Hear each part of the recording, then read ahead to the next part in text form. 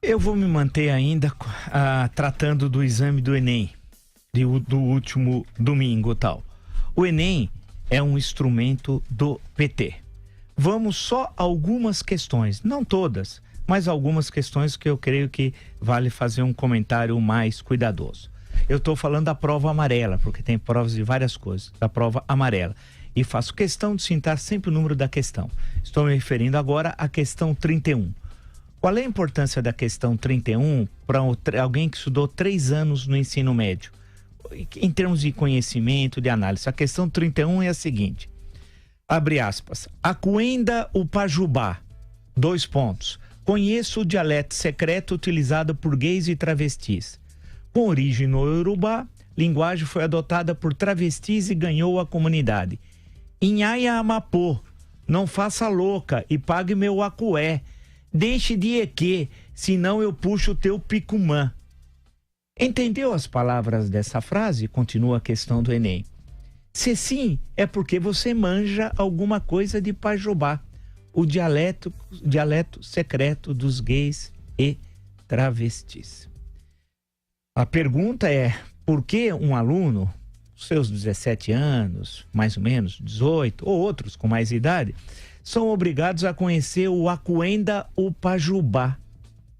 Em algum país sério no mundo ocidental ou no Oriente, onde há países muito dedicados à educação, ao ensino, à ciência e tecnologia, eles estão estudando Acuenda o Pajubá? Desconheço. Vamos em frente. Uma outra questão muito singela, a questão número 38. É a citação da literatura brasileira, porque para o Enem petista, dos criminosos do PT, a literatura brasileira se restringe ao gênero, à discussão de gênero. É uma escritora chamada Natália Polesso, que eu sinceramente nunca tinha ouvido falar, mas merece ter uma questão do Enem. Os clássicos brasileiros não estão presentes, mas a Natália Polesso sim. Ela tem um livro que tem um título singelo. Olha que título lindo do livro da senhora Natália Polesso. Vó, a senhora é lésbica? Que bacana! Que bacana! Você vai estudar literatura brasileira, né? Com a Natália Polesso, e o livro, que é um clássico do PT, dos criminosos do PT, chamado Vó, a senhora é lésbica?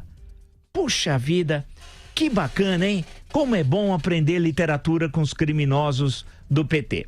Mais à frente eles ensinam geografia, os mesmos criminosos. E dizem o seguinte, citam um artigo de um cidadão que comenta sobre Israel. E olha o antissemitismo escondido, implícito, meio light, mas é antissemitismo.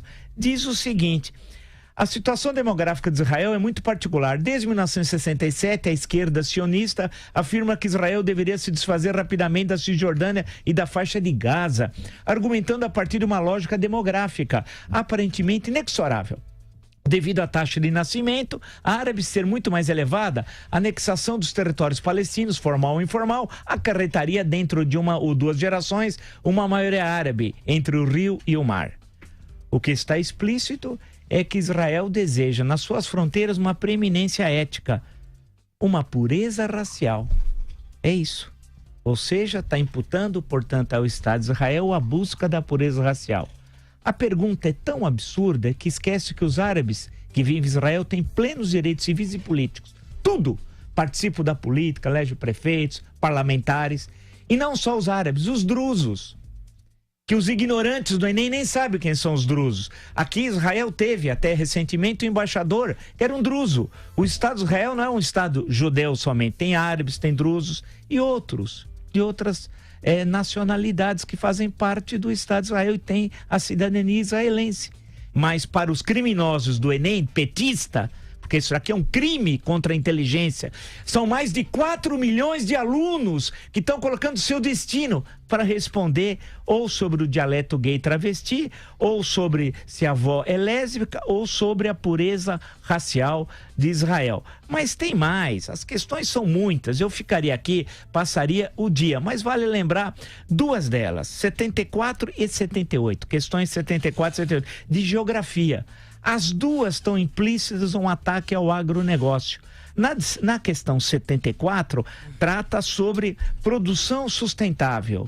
E a resposta correta é justamente a defesa da produção sustentável, ou seja, daquilo que é dado pela natureza e não pela ação fundamentalmente dos homens, tal. E a crítica implícita claramente é o agronegócio. E a questão 78 trata da agricultura ecológica, quer dizer, a boa agricultura é aquela feita, aquela não do agronegócio, aquela que garante os saldos da balança comercial brasileira, que derrubou a inflação no Brasil, que transformou o Brasil no celeiro do mundo. Não, é a agricultura ecológica, segundo a questão 78, que leva a esse tipo de resposta induzida, porque você tem de adequar o seu pensamento ao que o PT quer.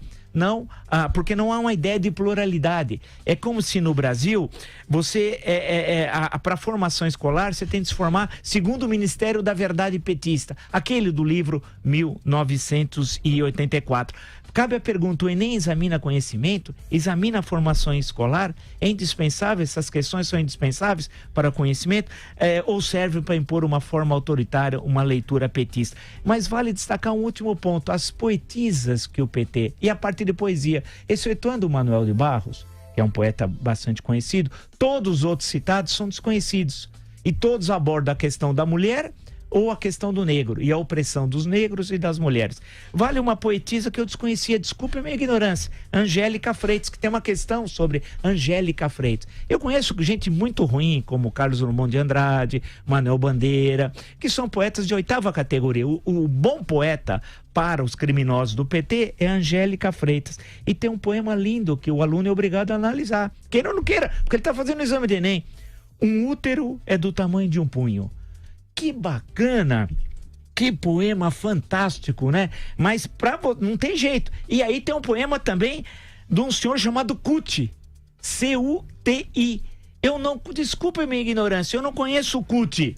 O Cuti eu fui procurar na internet, é o Luiz Silva. Mas quem é o Luiz Silva? Eu não sei.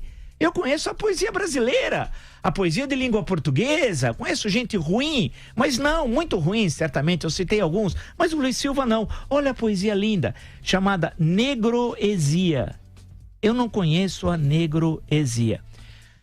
São mais alguns detalhes, vamos chamar assim, e erros crassos cometidos pelo exame do Enem. A pergunta é, até quando teremos isso?